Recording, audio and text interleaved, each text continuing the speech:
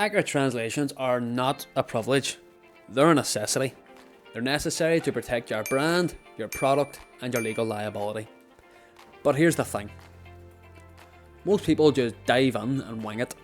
As a professional translator, I don't. I follow an 8-step process that turns any source text into a 100% accurate translation every single time. Look, if you're a translator or you work in sectors like medtech, legal or pharma, you already know the cost of bad translations.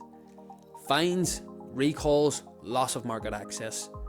But here's the thing, most of those mistakes are avoidable because more often than not, they're not caused by language barriers, but rather per processes. That's why I have a step-by-step workflow that ensures no ambiguities, no mistranslations, and no costly surprises.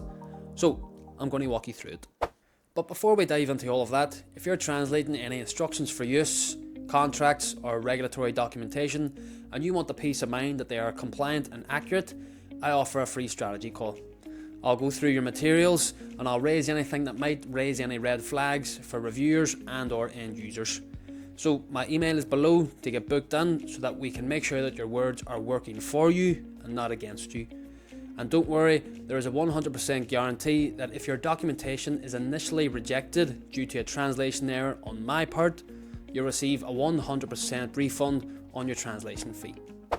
So after we have agreed upon a deadline and I receive the source text, step 1 is to conduct background research on the client. Now before I even touch the source text, I need to understand the purpose of the project. Meaning I need to know who the client is, what they sell, where they sell it, how they sell it, to whom they sell it, and why they are having the text translated.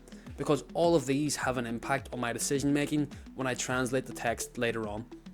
Now to get this information, I will ask the client questions, I will research previous materials, websites, and even product reviews if needed.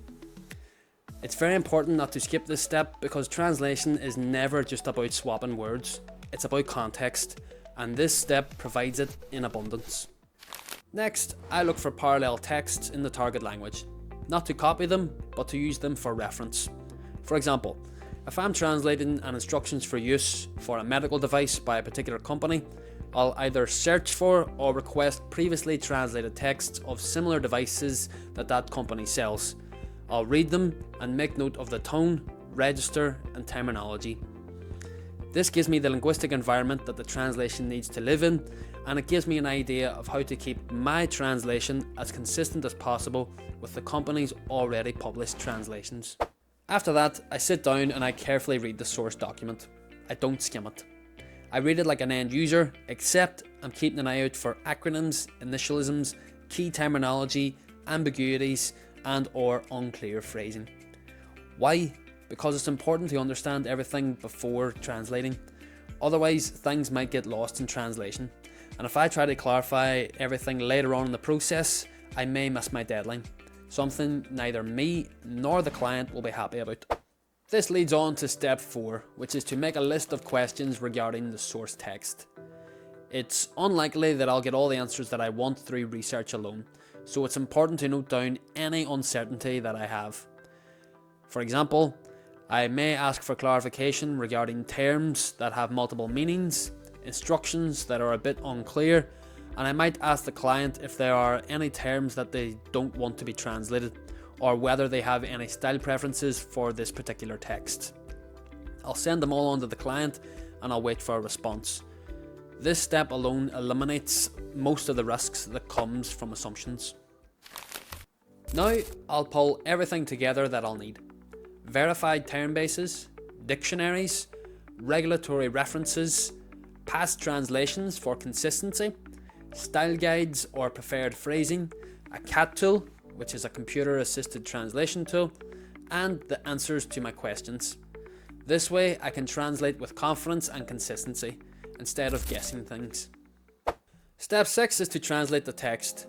Now, usually I can perform this part of the process before the client sends me the responses to my questions, but if for some reason I can't because I need them, I'll simply contact the client and inform them of the situation. Depending on how quickly they get back to me, this may result in an extension of the deadline.